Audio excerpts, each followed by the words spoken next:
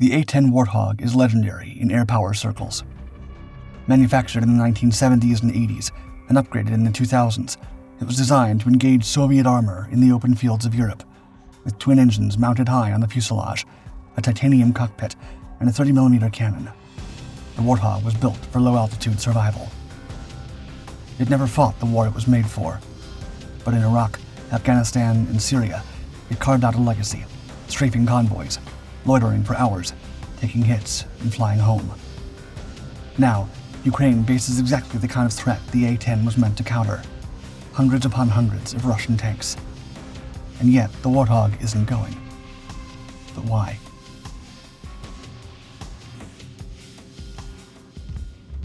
Developed by Fairchild Republic in the early 1970s, the A-10 Thunderbolt II is considered by many to be the most effective close air support aircraft ever built. Everything about this Warthog was built for a single purpose: to destroy Soviet tank formations if they invaded Western Europe. Also nicknamed the Warthog, its design prioritized survivability at low altitude, slow speed, and high threat environments, with twin turbofan engines mounted high on the fuselage to reduce infrared signature, and its single crew member, a pilot, sitting inside a titanium-armored cockpit, often described as a bathtub, reinforced to endure direct hits from ground fire. But the A-10's true pièce de résistance is a single 30mm GAU-8A Avenger rotary cannon, a hydraulically driven weapon that fires up to 3,900 depleted uranium rounds a minute, making an iconic metallic ripping sound. Also nicknamed the Flying Bathtub, or simply the Hog, the A-10 first saw combat in the Gulf War, where the model flew more than 8,000 sorties, destroying nearly 1,000 Iraqi tanks in the process. On February 6, 1991, during Operation Desert Storm, Captain Robert Swain scored the A-10's first air-to-air kill, downing an Iraqi helicopter over Kuwait with the aircraft's GAU-8A cannon. This unlikely moment proved that under the right conditions, the Warthog could take targets out of the sky just as effectively as it could shred them on the ground. However, its decades-long record is not without issues. During the 2003 Iraq invasion, the Warthog took hits from both enemy fire and friendly units. One was confirmed shot down. Several others were damaged by ground fire, including one high-profile friendly fire incident that resulted in the loss of a British soldier.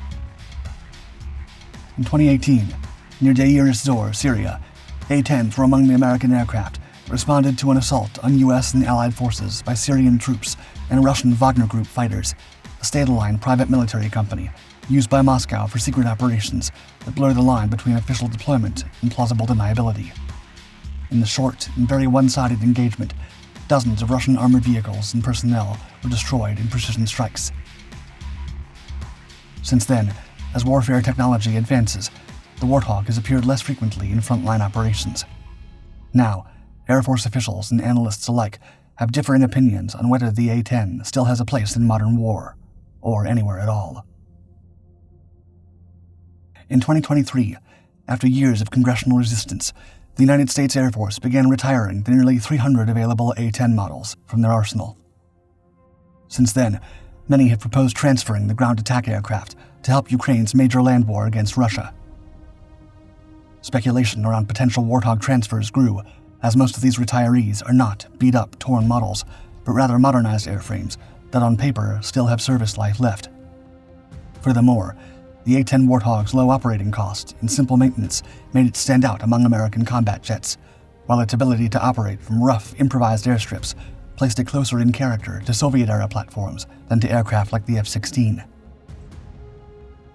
One of the major proponents outside of the United States was Colonel General Alexander Sisky, one of the top leaders of Ukrainian ground forces, who spoke in a one-of-a-kind interview, stating, quote, "I would talk about A-10s as an option if they'd be given to us. This is not a new machine, but a reliable one that has proven itself in many wars, and which has a wide array of weapons." However, it now seems like aviation circles in Ukraine don't want them. In an April 2024 House Armed Services Committee hearing, Air Force Secretary Frank Kendall stated, quote, "Ukraine hasn't expressed much interest. I think they rightfully are concerned about their survivability." This reasoning is very straightforward. The Warthog earned its fierce reputation through specific operational conditions like air superiority, exposed targets, and robust logistics chains. Ukraine offers none of these. But now, As an aircraft with no afterburner, no radar, and minimal onboard defenses against modern air defense networks, the Warthog doesn't just hunt targets, it becomes one. Early in the war, Russian armored columns sat trapped on main roads, making ideal A-10 targets. However, this window closed once Russia established layered air defenses, and with both sides of the front in Ukraine bristling with surface-to-air missile systems, and neither of the air forces controlling the airspace, the area is now a hostile environment for slow, low-altitude attack aircraft. This has been proven time and time again with the Thunderbolt II's Soviet cousin, the Su-25 Frogfoot. Since the conflict broke out, Russian air defense systems created a continuous threat environment along the 600-mile front, creating a major threat for Ukrainian aircraft of all types, including the Su-25. Introduced in the 1980s, the aircraft, nicknamed Frogfoot by NATO, was built as a counterpart to the A-10. But while the Warthog is built around its massive rotary cannon, the Su-25 relies more on unguided rockets and conventional bombs, with a lighter twin-barrel 30mm gun. It also lacks the Warthog's loiter time and payload flexibility, but is simpler to operate and maintain. After the Soviet collapse, Su-25s were divided among the successor states, and now, many decades later, they're facing each other in Russian and Ukrainian arsenals, where they've been used heavily and lost heavily by both sides. In fact, by most accounts, the aircraft has absorbed some of the heaviest attrition of any fixed-wing platform in the conflict. The Ukrainian Air Force entered the war with around 24 Su-25s. On the very first day of Russia's full-scale invasion, on February 24, 2022, at least 2 Su-25s were lost within hours, one near Kherson and another over Kyiv Oblast, both caught by Russian air defenses while flying attack runs on advancing columns. Only a few months later, in July, one of Ukraine's most experienced Su-25 pilots, Colonel Alexander Kukurba, was also lost in action. To stay in the fight, Ukraine began quietly sourcing additional Su-25s from NATO countries still holding Warsaw Pact stockpiles. These aircraft were pulled from storage, repainted, and returned to service with improvised maintenance support and a patchwork inventory. From there, the survivability tactic shifted quickly. Ukrainian pilots began flying low, often below 100 feet, to avoid radar detection. And rather than conducting traditional attack runs over targets, they execute luft-bombing profiles, climbing sharply to release unguided rockets from several miles behind friendly lines. Despite the losses, the type continues to fly, not because it's ideal, but because no alternative exists. And with attrition this high, it's not hard to see why American officials aren't eager to watch their own aircraft meet the same fate.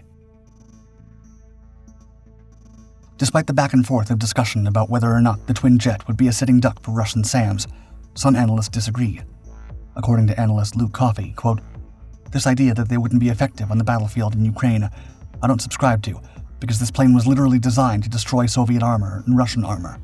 Yes, it's a bit dated, but so are the ATACMS, so are the HIMARS. Should A-10s arrive in Ukraine one way or another, the Warthogs would likely employ similar tactics, though the type's iconic GAU-8A cannon that defines the aircraft would see limited use. And while the model's 1,200 pounds of titanium armor provides superior protection compared to most aircraft, this advantage means little against modern surface-to-air missiles. There's another major issue about the potential use of Warthogs. Complex platforms like the A-10 require extensive pilot training regarding maneuverability, diving capability, and turning radius. Without U.S. inventory support, maintaining A-10s becomes prohibitively complex. Parts availability, specialized maintenance knowledge, and weapons integration all disappear with retirement. As Secretary Kendall noted, quote, "The problem is once that aircraft goes out of the U.S. inventory, there won't be any base support for it. So any country that picks it up and tries to sustain it would have a very hard time. It's also a very old aircraft, about 45 years old. Replacement parts are very hard to find." The verdict is clear. The A-10 won't fly in Ukraine, not because it couldn't fight, but because the war moved faster than it could follow. Just as it nears the end of its life, the Warthog has found an unexpected second act: drone defense. According to the Pentagon's 2026 budget request, the A-10 can now employ Advanced Precision Kill Weapons System, or APKWS-2 rockets, precision-guided 70mm munitions with advanced guidance software and proximity fuses, giving it a limited air-to-air capability. The concept is straightforward. Instead of launching a six-figure AIM-120, the Warthog fires a laser-guided rocket at slow, low-flying drones. The same system is already in use on Apaches and F-16s, where it's been used to shoot down Shaheds and similar targets in the Middle East, all at a fraction of the cost. For the A-10, it's a surprisingly good match. Long loiter time, generous payload, and enough speed to hunt prop-driven targets. While it lacks radar, off-board queuing or podded sensors can help fill that gap. It's a new kind of relevance for an old warplane, just not enough to change its fate. The U.S. Air Force now plans to retire the A-10 entirely by the end of fiscal year 2026, a timeline recently moved up from 2028. That leaves just over a year. Even if Ukraine wanted them, even if this new drone-killing mission tipped the balance, there's no time left to train pilots, stand up logistics, or field a sustainable fleet. Originally engineered for a war that never happened, the A-10 proved itself in the Gulf and other skirmishes. But in Ukraine, perhaps its last chance to matter again, it simply didn't arrive on time.